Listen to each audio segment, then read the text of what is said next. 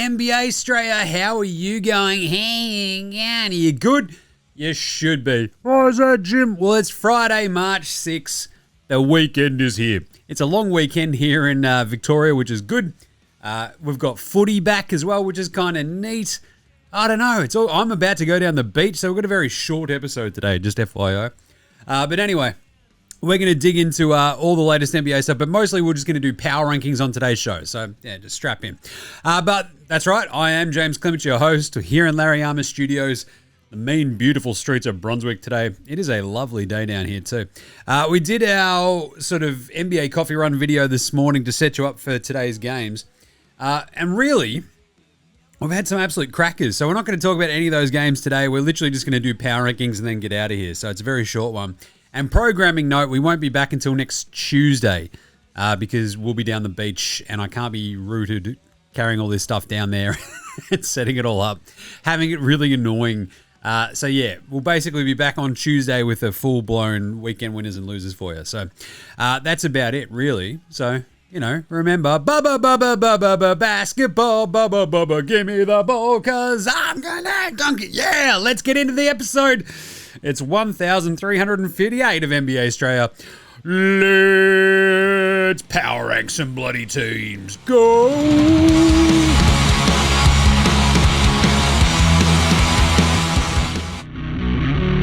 This is Josh Giddey. G'day, this is Andrew Gaze. This is Jack White. This is Joe Ingles. This is Dyson Daniels. This is Chris Anstey. This is Matthew Delvedova. This is Shane Hill. You're listening to NBA Australia. And you're listening to NBA Australia. And you're listening to NBA Australia. You're listening to NBA Australia. And you're listening to NBA Australia. You're listening to NBA Australia. And you're listening and watching NBA Australia. This is NBA Australia. Let's do it.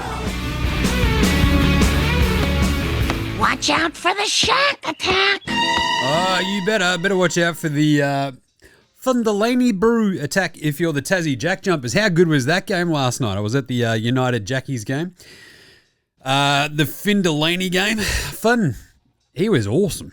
He was absolutely unstoppable. So that was a fun night. Look, the sort of bad blood between United and the Jackies, it didn't quite feel that sort of too chaotic. I think with all the injuries that the Jackies have had this year, the sort of lack of, through with a bunch of their players. Obviously no Magnay as well. It was a bit of a mess. So poor Tassie, bit of a rough one. United go through. Good night. Just love going to the NBL, don't I? Yes, Jim. Yes, you do. Right, but today we're going to start today's show, the way we start every show here at NBS Show, with a daily... Oh, is it a whip around to the gym? Yes. Very quick one. Basically, it's all like good, bad, in-between injury updates and a couple of other little bits and bobs. Jayson Tatum might be back. That's right. They've basically cleared him to have a crack to return tomorrow, which is pretty cool. I still feel weird about it, right? You just... Like, Cooper Flagg also came back today, which is good. And they're sort of basically... The Celtics are like, we're going to get Tatum back for this game. And we're going to play Dallas.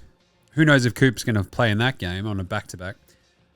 But the Tatum injury after, 8 months? 10 months?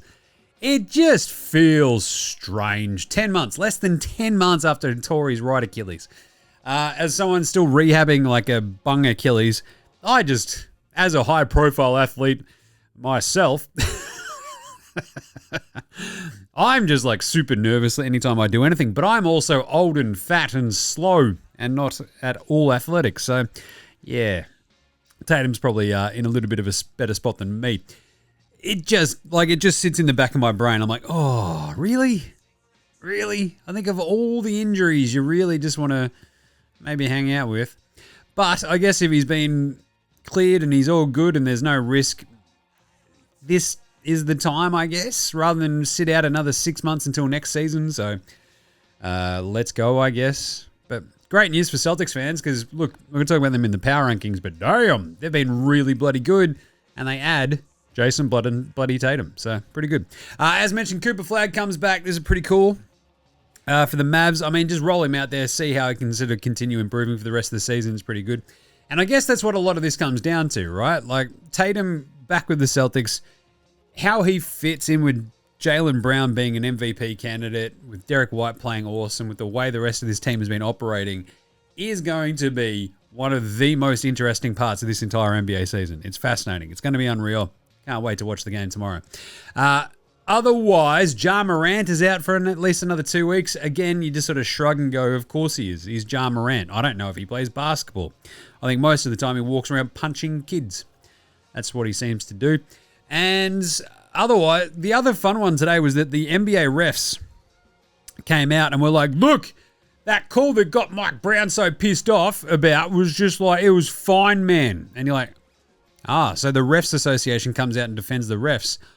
I get it. And the other little bits and bobs of news was that James Harden came out with some absolute shit slop AI fuckery that just fucking sucks. What are we doing here? It was like, James Harden's left-handed. Some other shit in that fucking thing makes no fucking sense. It's all horrible. Shit slop, man. Shit slop. Yeah. Anyway. Good stuff. Was there anything else? I don't think there was too much more really going on. I mean, sort of outside of that, it was like you've got Tatum coming back, huge news. You got Cooper Flag, Trae Young looking to come back as well. A lot of complaining about SGA, which is pretty funny. So, I mean, what are we doing? Like, it's just a lot of flopping talk. We are in the we're heading towards that last month of the season where just kind of, it's almost before the seeding fight gets really chaotic. But as I'm about to go into, the last couple of years with this play-in stuff has been really fun because there's been so much jostling. We're not quite at the jostling part right yet. It's basically there. The craziest part is, apart from Utah today beating Washington, the 10 bottom teams in the NBA had lost a combined 44 straight games.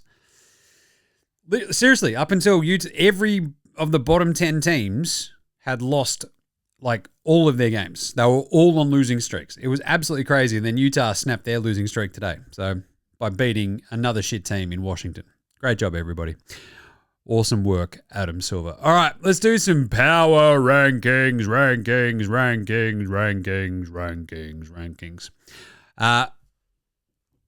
Here was the NBA refs thing. By rule, a defensive player must allow a moving player that is receiving a pass outside of the lower defensive box an opportunity to avoid contact. On this play, Brunson does not give Gilgeous-Alexander an opportunity to avoid contact after receiving a pass.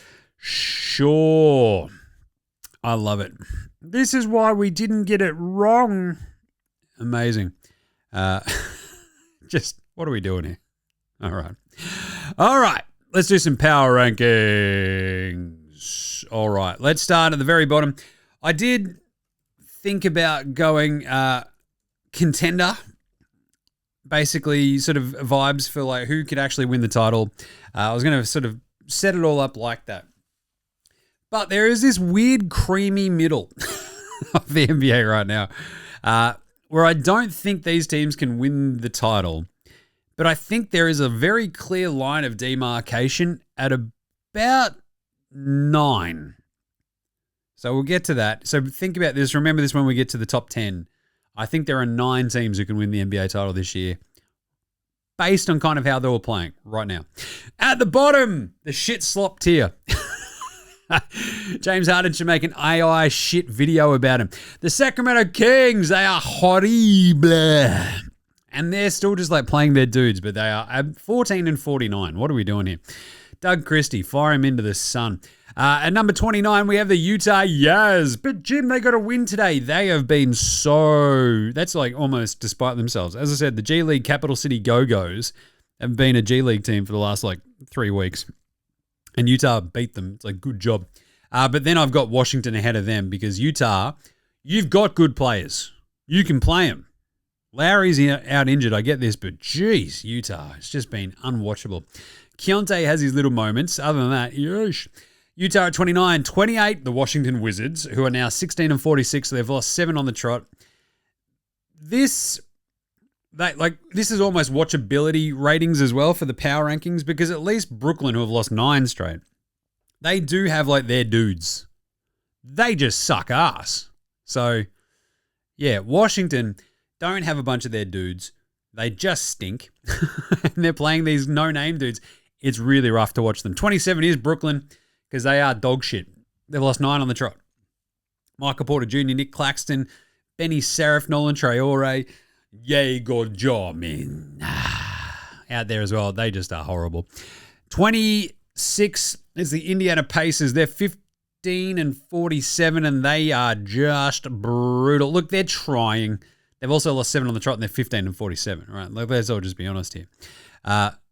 It was nice that like they've got Zoobs and he's hanging out, but yeah, they are still real bad. At 25, I've got the Bulls. They might beat the Suns today. They're up on them at the moment in the second quarter, but that probably won't last long. The Bulls just flat out stink. They are just This is horrible. This is horrible. There's no other way to put it. I mean, Josh Giddey the other day was on his way to a triple-double and they sat him. 14-9-9. They're like, sit down, Josh. He's like, God damn it. Well, I was about to break Scottie Pippen's record for most triple-doubles in a Bulls season. They're like, no, you weren't. So Chicago, they're at 25th for me. They are currently 25-37. But, Jim, they've got a lot more wins than these other teams. They have also won, I believe, one of their last 15 games. It is absolutely a Barry Crocker shocker. It might be one of the last 14. So, yeah, it's not great. Not good size. They are absolutely horrible. Like, and you look at their like starting lineups and stuff, and it makes you angry. It's I don't know, basketball malfeasance.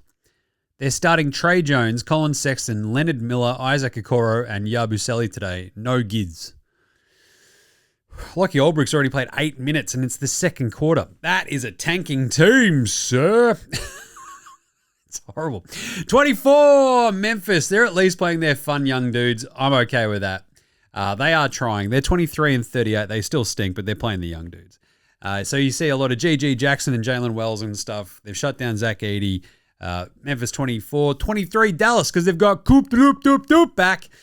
Pushed the Orlando Magic all the way today. Eventually lose on the Chris Middleton muff pass at the end. But Dallas at 23 because they're at least watchable at times. But now with Cooper flag back, they're a lot more fun. But yeah, they've been ruffled there. They've lost 4 on the trot. And that's 4 on the trot maybe as of today as well. They're 21-40 still. Let's find out. 21-41. They've lost 5 on the trot. Yeesh. 22, New Orleans. 19-44, this New Orleans team. But at least they're playing their dudes. Their games are pretty hit and miss, but some of them don't stink, right? Because they're playing actual NBA players. They're pumping minutes into Fears, not as much into Queen. They should probably play him more, but here we are. They're at 22 because they're trying, because they've got no reason to tank, because they're run by a bunch of idiots. Remember? 21, Milwaukee. They can't get in their own way. They're 26-35, but they have Giannis back. So that's certainly something. I don't know what it is, but it is something. Milwaukee some of these games, they look like the shell of a Milwaukee Bucks team. And Giannis is there, and he's on the court, and you're like, you got to squint and you go, they good? Why are they this bad? He's like, yeah, I don't know. And then you go, oh, Doc Rivers, got it, I remember. He stinks. 26-35. That is at 21, your Milwaukee Bucks. Number at 20. This is a weird one. It's the Portland Trailblazers. They have had a real rough run the last couple of weeks. They had a great win the other day, obviously, with Drew Holiday going off. Happy days there. They're 30-33, but they're now down to 10th in the West. And just of all the other teams sort of ahead of them, it's like the next team is Golden State at 19. So 19-20, Golden State and Portland. They are the two teams that it feels like are really, really struggling to get any sort of sense of consistency and continuity in their lineups, in their teams. And like with Denny Avdija out, obviously Curry out for the Warriors, no Jimmy Butler. They're sort of mixing and matching all these little spots. And like you'll see these flashes every so often. Like the Blazers are pretty good at having these flashes. But then without Denny to sort of tie it all together, Shaedon Sharp being out as well, it's like a real pushing shit uphill kind of vibe. And the Warriors is a bit about the same with no Steph. So Yeah, they're 19 and 20 for me at the moment. 18 is Phoenix. Jim, they're 35 and 26. They are, like, they've won a couple on the trot. Don't know if they'll beat the Bulls today, which would be pretty funny if they lose that game. But without Dylan Brooks and Devin Booker, this is also sort of the watchability scale and, like, can you win the title? I've got them at 18 because the teams ahead of them are just better. With all, like, the Suns, bless their cotton socks, it's just a bit oof. At 17, 33 and 29, your Miami Heat. Look out. Really good defense. It's all sort of kicking into gear. Norm out for a little bit. Tyler Hero crushing it. Just a weird, strange team that is really sort of starting to get pointed in the right direction. So just saying, keep an eye out. Miami. I hate it, but here we are. Orlando, they're at 16 for me as well. 33 and 28, so slightly ahead of Miami. That's a half game up.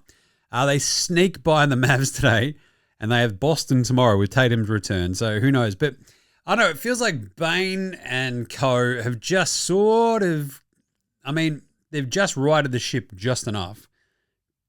And Paolo, look, can he get some? He was 16 points on 17 shots today. He's so frustrating.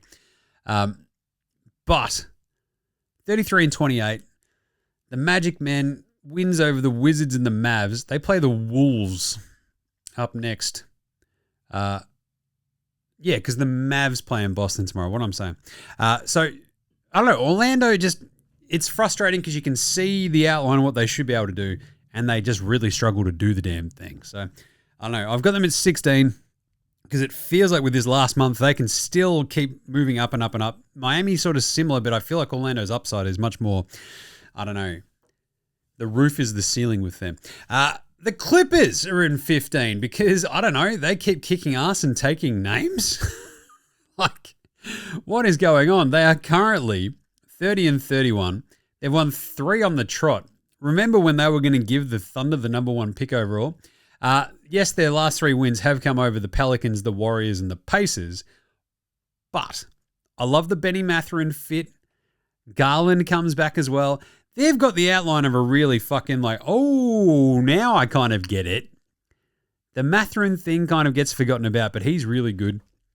Garland actually being back and playing, who knows what's going to happen there with he and Kawhi. But neither Hauser has also been good. Clippers are at 15. Number 14 with a bullet. The Atlanta Hawks, just behind the 13th place Philadelphia 1, 2, 3, 4, 5, Sixers, because the Sixers have been really hit and miss. The Hawks have really hit like a nice little stride here. They've won 5 on the trot, Atlanta, to get to 32 and 31. I put up the graphic yesterday about how they're the most mid team of all time, and they've just snuck above 500. They've hit a nice little patch of their schedule where it's really weak. They've beaten the Nets, the Wizards twice. They beat the absolute bejesus out of Portland and then smoked the Bucks yesterday. It took them a bit, but they got there. They play the Sixers on the weekend. So this is basically going to split 13 and 14 for me. Because Philly, I mean, that's a team that's just, again, frustrating because Embiid is hurt. He's oblique because he's always hurt. They're 34 and 28. Grimly hanging on to the 6th seed by only a half game ahead of Orlando. But this is what I was talking about earlier. Like, the race for the seeding in the East is fucking chaos because 6 through 10 is separated by exactly 2.5 games. That is not much. Just saying. So Philly really, really, of all those top 10 East teams, Philly has actually been playing the worst. I think they're 4 and 6 in their last 10. But with Maxey just sort of doing little bits and bobs, VJ missed a game last game. I've still got them at 13. Atlanta could jump them in a second because they've already been jumped by number 12.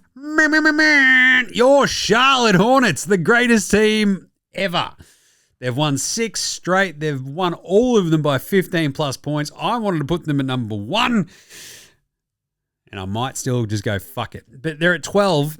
I think, where were they last time? It was, I want to say, they were at 22 at the halfway mark. They'd gotten up to about 22, 21. I think they'd gotten into the top 20, obviously. But yeah, that's awesome. Up to 12. They're 32 and 31. Your Charlotte Hornets. They've won 6 straight. I love them. They're so much fun. I've been banging this drum for ages. To be honest, I could have almost had them ahead of the Raptors, who have gone 5 and 5 in the last 10, just lost, and are currently getting their asses handed to them by Minnesota. So, depending on the outcome today, I might actually just jump Charlotte ahead of Toronto. The Raptors, who are 35 and 26, they have not been playing that well. Charlotte just might never lose again. So there you go. Charlotte currently 12, Toronto at 11. That'll basically flip, I reckon, if the Raptors can't get by the Wolves. The Raptors can't beat good teams. It's been their thing all season. They lost to the Knicks yesterday. They beat the Wizards. They lost to the Spurs, the Thunder, beat the Bucks, beat the Bulls, lost to the Pistons, beat the Pacers, beat the Bulls, lost to the Wolves, beat the Jazz, lost to the Magic. Literally every game they play against a good team, they lose. So we could probably bump Charlotte up above them as of today. Number 10 is the LA Lakers. The Lakers. The Lakers stink! Kind of, but they're also half decent. But I think they're the line of demarcation. Every team ahead of them on this list, I think, can win the title. I don't think the Lakers can win the title. I don't think their defense is good enough. They're 37 and 24. They've won 3 on the trot. They play a big game today against the Nuggets. Fascinating to see how that goes. They could even win that. Thing is, like, their offense can kick into gear. They can blow the doors off a team sometimes. And other times, they look like dog shit. And they don't want to play together. And they've hit a nice little stretch of their schedule as well, where it's gotten a little bit just, I don't know, okay. They've played the Warriors, kicked the crap out of them, kicked the crap out of the Kings, and got by the Pelicans by 9. Big game today against Denver. But I think between LeBron, Luka, and Reeves, like, they are that team. It's like, oh, they're okay, aren't they? Like, they don't stink. But defensively, they sort of suck. But they've still got 2 really awesome weapons. It's such a strange team. But I think they're, of all the teams ahead of them, I can imagine them going on a run and winning the title. The Lakers, I don't think, are quite there yet. If we see more improvement from the defense over the next month, maybe. But DeAndre, they're trying to make me Clint Capella Ayton. If they actually had Clint Capella, they'd be a way fucking better team. I'm just saying. But 37 and 24, your record is your record. You're very good. Just don't know if they can win the title. Number 9, the first team that I could envision actually winning the NBA title is Cleveland! That's right, the Cleveland Cavaliers. I even struggle to have them at 9 because they've been playing fucking awesome. But I think the Knicks, the Celtics, like the other East teams, have all been playing just that little bit better than the Cavs. They split that series with the Pistons. They've been really good. They beat the Nets the other day as well, right? They lose that weird game to the Bucks. So that's why I probably ping them just that little bit. They don't have Donnie Mitchell at the moment, so they're keeping their heads above water really, really well. 39 and 24, still a great record. They're probably at the bottom of this list of like, ooh, they won the title. That'd probably be the biggest surprise of all these teams ahead of them, I reckon. So that's why I've got them at 9. Number 8, it's the Knicks. That's right. The East is sort of struggling up against the West in my list, but 40 and 23, they lose another game to the Oklahoma City Thunder. They had been, like, that Spurs win was awesome, but I think the OKC one is the one that sort of tells me even that little bit more, where it's like the Thunder still without J-Dub. They just got him. The Knicks, if they had won that game, boom, I reckon they'd be up in the top 6 of this list right now. But I've got them at 8. They have still got, like, this is it. You've got a puncher's chance. You're in the top 9 here for me. I could envision a world where Jalen Brunson, Karl Anthony Towns, those wing defenders, Mitch Robinson, Jose Alvarado, the completely forgotten Jeremy Clarkson. Remember him? If they go on a run like they did last year and they get a couple of these breaks, they don't get the crazy bounce from Indy and lose that game, who knows? But 40 and 23 is no fucking around. Knicks are at 8. 7, Boston. They're getting Tatum back. They're already 41 and 21. They had that horrible, horrible game against the Charlotte Hornets, the greatest team of all. You get that on the big jobs, but they add Tatum, soak up some of those minutes, extra scoring punch, already amazing defense. The Celtics are really fucking good. It's crazy. This is meant to be their shit year, and they're this good. Joey Muzz, oh, bro, Jim, you should just cover watch the fucking town with me like at least once, bro. Then we'll do some jiu-jitsu, and then you'll find out why the fuck my team's so good, dickhead. I'm like, okay, no problems there, Joey Muzz. So they're currently the 2 seed. Interesting when we look at some of these matchups when they sort of hit the playoffs. Like 2-7 at the moment. Boston, Orlando would be pretty interesting. Boston, Miami, though, I would fucking love to see that one more time. Just because you know all the Celtics fans will be shitting their pants. Anyway, Boston's at 7. I still have Denver, and this was the big slider for me. Denver are at 6. I feel like they could have even been a little bit further down, but the Knicks and Boston have both lost their last couple of games. Oh, their last game. Denver have just slightly righted the ship. If they beat the Lakers today, like I've tipped them to, then I think we're okay. But they just snuck by the Jazz, which was worrisome. They lose to the Wolves. They lose to the Thunder. They beat Boston the other day pretty handily. Lose to the Warriors before. They've been very, very, very scratchy. So, yeah, it's hard to sort of have them much higher, even though I could definitely see them like getting all their dudes back. Aaron Gordon comes back this weekend. They get pointed in the right direction, stay healthy heading into the playoffs, and yeah, they could win the title. They're Denver. They've got Jokic. They've got Jamal. They've done it before. But Aaron Gordon's really important to this team. Peyton Watson's really important to this team. And if they don't have the dudes, they're a bit shit. So they're at 6. Number 5, Houston. They're 38-22, and they've just sort of been like, ooh, hello, we're actually a little bit of all right now. Check this out. Good job by Houston and sort of like making sure they've beaten the Jazz, the Kings, and the Magic. They lose that game to the Heat the other day and just stunk it up. And eked by the Wizards. They're currently playing the Warriors. It's tied with 1 second left. So, if they lose this game, I feel very, very justified in having them 5th. We could even bump them into 6th. But yeah, it's been a weird sort of little stretch here for the Houston Rockets, right?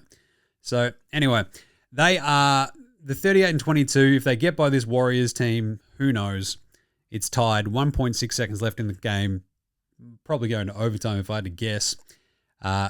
Warriors ball. Yeah. Kevin Durant blocking DeAnthony Melton's shot. Anyway. But Denver at 5 because it feels like they could definitely be a team that if it all coalesces, they could easily ride like a really crazy defense into a final spot. Against OKC, maybe they've got themselves a bit of a puncher's chance. Against San Antonio, they're not going to be afraid. They've got a lot of size, but I've still got them 5. Number 4, your Minnesota Timberwolves. Ant-Man racing into MVP discussions. They've won 4 on the trot. They're 39-23, so they're basically almost tied up with the Rockets for 3 seed in the West. They're 9 games behind the Thunder. They're just down on winning percentage because they've won 1 more game, lost 1 more game than the Rockets. So I've got them at 4 because they've been playing awesome. They've just been really, really super duper solid of the Minnesota Timberwolves. Beat the Grizz, beat the Nugs, beat the Clippers, beat the Blazers. That was on the road as well. Like they're taking care of business. Good job, Wolves. Ant-Man has been just super duper solid all year. Randall's been like really very good, but Rudy has been like the secret sauce. Their defense has been fucking amazing. Jaden McDaniels. Minnesota, it feels to me like the craziest, like Spurs, OKC, Denver, Wolves feel like the crazy, awesome sleeper that could just be in the finals. They're not afraid of anybody. I love them. Number 3, because it looks like, ooh, they've pulled it back to an 8-point game at the moment in the third quarter, have the Detroit basketballing Pistons. They've slipped from their perch. They've been overtaken. They are 45-15. And number 3 in these power rankings because they've lost their last game against the Cleveland Cavaliers. Looks like they might lose this game in San Antonio today. They were down a lot more than 8, but still, they're fighting back. Good on them. But look, it just feels like they're, at the moment, not playing the very, very best they've played all season. OKC have taken a bit of a step back up, so I've jumped OKC ahead of them into the 2 spot. And both of those two teams trail the San Antonio Banderas Spurs. Second straight week at the top of the rankings. Good on you, San Antonio. But OKC, that big win over the Knicks was, I think, just one of those like coalescing moments of like, yeah, okay, if we're the villains now, fuck yes, we're awesome. Check this out. We're going to get J-Dub back maybe in a week or two. We've got Hartenstein back now. Like Hartenstein and Caruso both left these games with more injuries, which just sucks. But OKC for the minute are playing really, really, really, really good. So I've got them at 2. And the Spurs, I mean, they're just slapping the crap out of Detroit right now again. And all the Spurs do is chew gum, kick ass, and take names. And they're all out of names and gum. So they're kicking ass. It's awesome. The Spurs are so good. They're so much fun to watch. They're just absolutely chaotic. And today, through 3 quarters, Cade Cunningham's got 17 points on 21 shots. Brutal. Meanwhile, Wemby's got 34 points, 10 rebounds, and 3 blocks in 3 quarters against them. Yeah. The Spurs, I feel pretty okay having them number 1. They beat the Sixers by 40 the other day. It wasn't even close. They lost that game to the Knicks. But, I mean, they've won outside of that one loss to the Knicks. What's that? 1, 2, 3, 4, 5, 6, 7, 8, 9, 10, 11, 12. They've won 12 of their last 13. Your Spurs are number 1 in my power rankings. So, those are the power rankings right now. As I said, I think that top 9 are like basically I can envision a world in which they are your NBA champion. Because you think about Cleveland at 9, it's the combination of Go the Fro, Jared Allen, Evan Mobley, the Twin Tower defense, Jalen Tyson, Harden and Mitchell, just sort of riding that wave through the playoffs if it just works nicely. Same with like the Knicks. We've already seen their strengths with Brunson and Cat and being awesome at making Eastern Conference Finals last year. Boston, they get Tatum back. They're the second best team in the East already. Denver, they've done it before. Houston, if they figure out just fucking Reed Shepherd is good, right? Just fucking play him, Ime. I think they're all good. They've gone to overtime against the Warriors. So, yeah, feel a bit iffy about them. For Minnesota, I think that's just the slept-on team. They're just fucking powering through the season, kicking ass and taking names. And then Detroit, OKC, and San Antonio, the top 3, easily you could sort of see them getting into a dogfight with any of the other ones throughout these playoffs and then into a final. So there you go. All right, should we do some quick game previews for tomorrow? Before anything else, I mean, yeah. We've had some pretty good games today. These have been awesome. I also taped an AFL Supercoach show, which was very fun. So if you're into that, go listen to it on Jim Does Supercoach. Anyway, tomorrow we've got Dallas at Boston. Tatum back, baby. They're 14.5-point favorites against the Mavs. I'll probably take the Celtics. Just should be able to outgun this Mavs team pretty easily, I reckon, even if Coop does play. Charlotte, Miami. Huge game for Miami. Can they put up a fight against this Hornets team? Can this Hornets team be for real, for real, for real? They're 6.5-point favorites. I'm going to go Charlotte. I love them. Houston, Portland. Oh, boy. That's some good old Dame Harden playoff battles vibes there. Rockets are 7.5-point favorites. The Blazers looking a little bit wonky. I still might have to go Portland, though, because Houston just are a little bit how you going. So we'll go the plus 7.5. Knicks, Denver. Denver on a back-to-back, having played the Lakers today. Might take the Knicks plus 1.5 in that. That's a fascinating game. Phoenix versus the Pelicans. Pels plus 5.5. Don't mind that. Suns on a back-to-back. Clippers at San Antonio. Clippers beat the piss out of Indy yesterday. Don't mind the Clippers in that one. Plus 8.5. Keep it close against the Spurs. And then Lakers, Indy. We'll go the Lakers in that. And that's it. All right, I've got to get down the beach. So, as I mentioned, we'll be back next Tuesday. So long weekend down here in Victoria. So I'm going to take the time off and hang out with the Squids and old mate, which will be fun, I assume. I think they like me. Who's the old ginger man? Anyway, so you can find all of our picks over at Dabble. You can use the link in our show description or our social bios, or you can buy us a coffee. Just do that. buymeacoffee.com/NBA Straya. Help the show, keep the lights on, keep the pirate ship afloat for another week or two. You also get access to all the exclusive stuff, which is the Dead Set Legends Club. Thanks to the legends who have been signing up. I love you guts heaps. You all rule. So go check it all out. buymeacoffee.com/NBA Straya. It's basically our Patreon, right? It just helps keep everything going. But that is it. We've also got Footy Unfilterated with the AFL back this week, week 0. We've launched Footy Unfilterated. We're just, dipping our toes, getting it, make it better and better and better each week.